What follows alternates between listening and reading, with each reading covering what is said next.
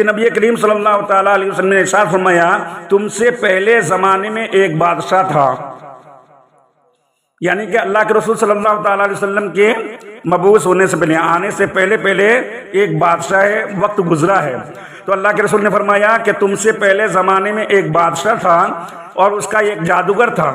جب وہ جادوگر بوڑھا ہو گیا تو اس نے بادشاہ سے کہا کہ اب میں بوڑھا ہو گیا ہوں، آپ میرے پاس ایک لڑکا بھیج دیں تاکہ میں اسے جادو سکھا دوں۔ تو بادشاہ نے اس کے پاس جادو سیکھنے کے لیے ایک لڑکا بھیج دیا، اور وہ لڑکا جس راستے سے گزر کر جادوگر کے پاس جاتا اس راستے میں ایک راہب رہتا تھا، راستے میں ایک راہب جو ہے وہاں پہ بیٹھا رہتا تھا۔ تو وہ لڑکا روزانہ اس راہب کے پاس بیٹھ کر اس کی جو ہے باتیں سننے لگا، اور اس راہب کا کلام جو ہے اس لڑکے کے دل میں اترتا جاتا تھا۔ جب وہ لڑکا جادوگر کے پاس پہنچتا تو دیر سے آنے پر جادوگر اسے مارتا۔ لڑکے نے راہب سے اس کی شکایت کی، یعنی جو راستے میں وہ راہب بیٹھا رہتا تھا اس کے پاس اس بادشاہ کے بارے میں شکایت کی کہ میں آپ کے پاس بیٹھتا لیکن جو ہے دیر ہونے کی وجہ سے بادشاہ مجھ کو جو ہے مارتا ہے۔ تو لڑکے نے کیا کیا، اس کی شکایت کی راہب کے پاس۔ تو راہب کے بعد جب جو ہے وہ شکایت کی تو کہا کہ جب تمہیں جادوگر سے خوف ہو کر تو کہہ دینا کہ گھر والوں نے روک لیا تھا، یعنی لڑکے کو بتا دیا کہ تم اس طریقے سے بہانہ کر دینا کہ گھر والوں نے مجھ کو روک لیا تھا، اور جب گھر والوں سے خوف ہو تو ان سے کہہ دینا کہ جادوگر نے مجھے روک لیا تھا۔ یہ سلسلہ یوں ہی جاری تھا، اور اسی دوران میں کیا ہوا، ایک بڑے درندے نے لوگوں کا راستہ بند کر دیا، اور جب راستہ بند کر دیا تو لڑکے نے سوچا آج تو میں آزماؤں گا کہ جادوگر افضل ہے یا پھر راہب افضل ہے، دونوں میں بڑا کون ہے اور دونوں کے اندر طاقت کس کی ہے۔ چنانچہ اس نے کیا کیا، ایک پتھر اٹھایا اور کہا کہ اے اللہ، اے میرے پروردگار، اگر تو راہب کے کام جادوگر سے زیادہ پسند ہے تو اس پتھر سے، یعنی جو میرے ہاتھ میں پتھر ہے، اس پتھر سے جانور کو ہلاک کر دے تاکہ لوگ راستے سے گزر سکیں۔ چنانچہ جب لڑکے نے پتھر مارا تو وہ جانور اس پتھر سے کیا ہوا، مر گیا۔ پھر اس نے راہب کے پاس جا کر جو ہے اسے اس واقعے کی خبر دی تو اس نے کہا کہ اے بیٹے، آج تم مجھ سے افضل ہو گئے ہو، تمہارا مرتبہ وہاں تک پہنچ گیا ہے جسے میں دیکھ رہا ہوں، ان قریب تم مصیبت میں گرفتار ہوں گے، گرفتار ہو جاؤ گے، اور جب تم مصیبت میں گرفتار ہو تو کسی کو میرا پتہ نہ بتانا۔ اس کے بعد اس لڑکے کی دعا قبول ہونے لگی، اور اس کی دعا سے مادرزاد اندھے، یعنی جو اندھا بچہ پیدا ہوتا ہے تو مادرزاد اندھے اور برس کے مریض اچھے ہونے لگے، اور وہ تمام بیماریوں کا علاج کرنے لگا وہ بچہ۔ بادشاہ کا ایک ساتھی نابینا ہو گیا تھا، اس نے جب یہ خبر سنی تو وہ اس لڑکے کے پاس بہت سے تحائف لے کر آیا اور اس سے کہا کہ اگر تم نے مجھے شفا دے دی تو میں یہ سب چیزیں تمہیں جو ہے دے دوں گا، یعنی انعام کے طور پر تم کو عطا کر دوں گا۔ لڑکے نے کہا کہ میں کسی کو شفا دیتا نہیں ہوں، میں جو ہے شفا کرنے والا نہیں ہوں، بلکہ شفا دینے والا جو ہے ذات جو ہے وہ اللہ کی ذات ہے، شفا جو ہے دیتا اللہ تبارک و تعالیٰ دیتا ہے۔ اگر تم اللہ تعالیٰ پر ایمان لے آؤ تو میں اللہ تعالیٰ سے دعا کروں گا اور وہ تمہیں شفا عطا کر دے گا۔ چنانچہ وہ اللہ تعالیٰ پر ایمان لے آیا اور اللہ تعالیٰ نے اسے شفا دے دی۔ جب وہ بادشاہ کے پاس گیا اور پہلے کی طرح اس کے پاس بیٹھا تو بادشاہ نے پوچھا تمہاری بینائی یعنی کہ روشنی جو ہے کس نے لوٹائی ہے؟ اس نے کہا میرے رب، یعنی کہ میرا جو ہے پروردگار، تو میرے رب نے جو ہے یہ لوٹائی، یعنی کہ یہ روشنی لوٹائی ہے۔ بادشاہ نے کہا کیا میرے سوا تیرا کوئی رب ہے؟ نعوذ باللہ، یعنی وہ بادشاہ جو ہے خدائی دعویٰ کیا تھا۔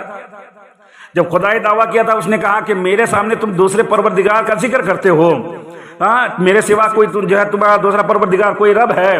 نعوذ باللہ۔ تو وہ اپنے آپ کو جو ہے خدائی دعویٰ کرتا تھا، تو کہنے لگا کہ میرے سوا تیرا کوئی رب ہے؟ اس نے کہا کہ ہاں، میرا اور تمہارا رب اللہ تبارک و تعالیٰ ہے۔ یہ سن کر بادشاہ نے اسے گرفتار کر لیا اور اس وقت تک اسے اذیت دیتا رہا جب تک اس نے لڑکے کا پتہ نہ بتا دیا۔ پھر اس لڑکے کو لایا گیا، یعنی کہ وہ ان جو ہے جو اندھا تھا اس کو جو ہے بینائی آ گئی تھی، اس نے لڑکے کا نام بتا دیا، پھر لڑکے کا نام بتانا تھا، پھر کیا اس لڑکے کو جو ہے گرفتار کر لیا گیا، لڑکے کو لایا گیا اور بادشاہ نے اس سے کہا کہ اے بیٹے تمہارا جادو یہاں تک پہنچ گیا ہے کہ تم مادرزاد اندھوں کو ٹھیک کر دیتے ہو، برس کے مریضوں کو تندرست کر دیتے ہو اور اس کے علاوہ اور بھی بہت کچھ کرتے ہو۔ اس لڑکے نے کہا کہ ہاں میں کسی کو شفا نہیں دیتا بلکہ شفا تو میرے پروردگار دیتا ہے۔ بادشاہ نے کہا کہ اسے گرفتار کر لو، اس لیے کہ خدا میرے علاوہ کوئی نہیں ہے، نعوذ باللہ۔ اس بچے کو بھی یہی کہا، اس کے جو ہے گرفتار کر لیا گیا، گرفتار کر لیا اور اس وقت تک اسے اذیت دیتا رہا جب تک کہ اس نے راہب کا پتہ نہ بتا دیا۔ پھر راہب کو لایا گیا اور جو بچے کو جو سکھایا گیا تھا تو بچے نے کیا کیا، اس راہب کے بارے میں بتا دیا اور جو ہے راہب کو لایا گیا اور اس سے کہا گیا کہ اپنے دین سے پھر جاؤ، یعنی تم جس دین پر ہو اس دین سے تم پھر جاؤ۔ تو راہب نے انکار کیا تو بادشاہ نے آرا منگوایا، یعنی آری جس سے جو ہے لکڑی وغیرہ کاٹی جاتی ہے، آرا منگوایا اور آرا منگوا کر اس کے سر کے درمیان رکھا اور اسے آرے سے چیر کر 2 ٹکڑا کر دیا۔ پھر اس نے اپنے ساتھی کو بلایا اور اس سے کہا کہ اپنے دین سے پھر جاؤ۔ اس نے انکار کیا تو بادشاہ نے اسے بھی آرے سے چیر کر 2 ٹکڑے کر دیا۔ پھر اس لڑکے کو بلایا اور اس سے کہا کہ اپنے دین سے پھر جاؤ۔ اس لڑکے نے انکار کیا تو بادشاہ نے اپنے چند ساتھیوں سے کہا اس لڑکے کو فلاں پہاڑ پر لے جاؤ اور اسے لے کر پہاڑ کی چوٹی پر چڑھ جاؤ، اگر یہ اپنے دین سے نہیں پھر جائے تو ٹھیک ہے، ورنہ اس کو جو ہے پہاڑ کی چوٹی سے نیچے پھینک دینا۔ وہ لوگ اس لڑکے کو لے کر گئے اور پہاڑ پر چڑھ گئے۔ اس لڑکے نے دعا کی، اے میرے پروردگار، اے رب العالمین، تو جس طرح چاہے مجھے ان سے بچا لے۔ اور اسی وقت کیا ہوا، ایک زلزلہ آیا اور وہ سب لوگ پہاڑ سے نیچے گر گئے۔ اس کے بعد وہ لڑکا بادشاہ کے پاس پھر آ گیا، بادشاہ کے پاس چلا گیا تو بادشاہ نے اس سے پوچھا جو لوگ تمہارے ساتھ گئے تھے، میں نے تمہارے ساتھ بھیجا تھا، ان کا کیا حال ہے؟ لڑکے نے جواب دیا کہ اللہ تعالیٰ نے مجھے ان سے بچا لیا۔ بادشاہ نے کہا پھر اسے اپنے چند ساتھیوں کے حوالے کر دیا اور کہا کہ اسے ایک کشتی میں سوار کر کے سمندر کے وسط میں لے جاؤ، یعنی بیچ میں۔ اگر یہ اپنا دین چھوڑ دے تو ٹھیک ہے، ورنہ اسے جو ہے سمندر کے بیچ میں پھینک دینا۔ وہ لوگ اسے سمندر میں جو ہے لے کر گئے اور اس نے دعا کی، اس لڑکے نے، کہ اے میرے پروردگار، تو جس طرح چاہے مجھے ان سے بچا لے۔ وہ کشتی فوراً جو ہے الٹ گئی اور اس میں جو سوار تھے وہ جو ہے لڑکے کے علاوہ باقی سب کے سب ختم۔ وہ لڑکا پھر بادشاہ کے پاس پھر آیا اور بادشاہ نے پوچھا کہ جو لوگ تمہارے ساتھ گئے تھے، میں نے جو ہے تمہارے ساتھ بھیجا تھا، وہ لوگ کہاں ہیں، اس کا حال کیا ہوا؟ تو اس نے کہا کہ اللہ تعالیٰ نے مجھے ان سے بچا لیا ہے۔ پھر اس بادشاہ نے کہا کہ تم مجھے اس لڑکا نے کہا کہ تم مجھے اس وقت تک قتل نہیں کر سکو گے، تم مجھے مار نہیں سکو گے جب تک کہ میرے کہنے کے مطابق عمل نہ کرو۔ بادشاہ نے کہا کہ وہ عمل جو ہے کیا ہے؟ بادشاہ نے کہا کہ عمل تو بتاؤ۔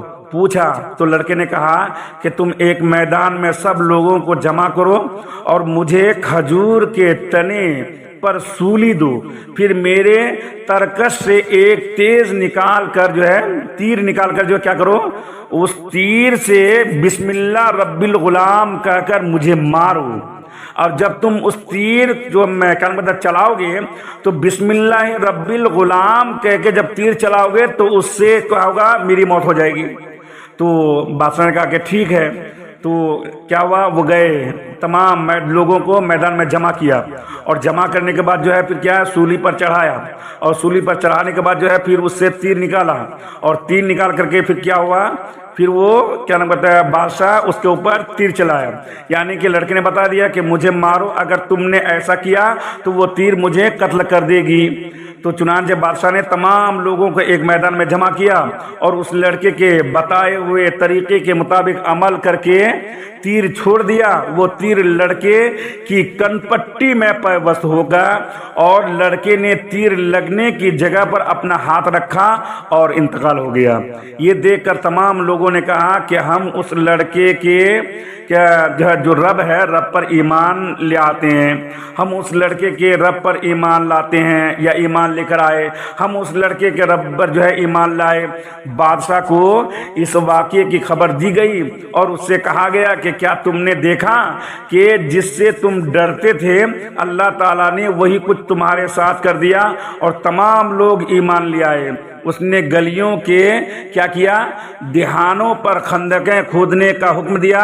جب ان کی کھدائی مکمل ہوئی تو ان میں آگ جلوائی گئی۔ پھر بادشاہ نے حکم دیا کہ جو اپنے دین سے نہ پھرے اسے آگ میں ڈال دو۔ چنانچہ لوگ اس آگ میں ڈالے جانے لگے، یہاں تک کہ ایک عورت آئی اور اس کی گود میں بچہ تھا۔ وہ ذرہ جھجکتی نہیں تھی، بالکل نہیں جھجکی، چھوٹا بچہ تھا، پھر بھی وہ ڈرنے نہیں لگی اور جو ہے بلا جھجکی ہوئی جو ہے انداز میں کہنے لگی کہ اے ماں صبر کر اور جھجک نہیں، تو سچے دین پر ہے۔ اپنے دل میں جو ہے تسلی دینے لگی۔ وہ بچہ اور ماں بھی آگ میں کیا کیے، ڈال دیے گئے۔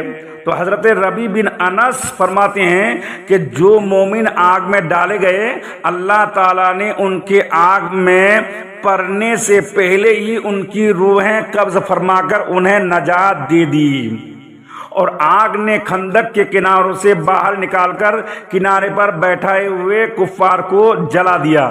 تو کھائی والوں جو یہاں پہ ذکر کیا گیا ہے، کھائی والوں کا ذکر سورہ بروج میں، تو کھائی والوں کے واقعے سے کئی چیزیں ہم کو معلومات ہوئی۔ امام عبداللہ بن احمد نصفی رحمۃ اللہ تعالی علیہ فرماتے ہیں کہ اس واقعہ میں اہل ایمان کو صبر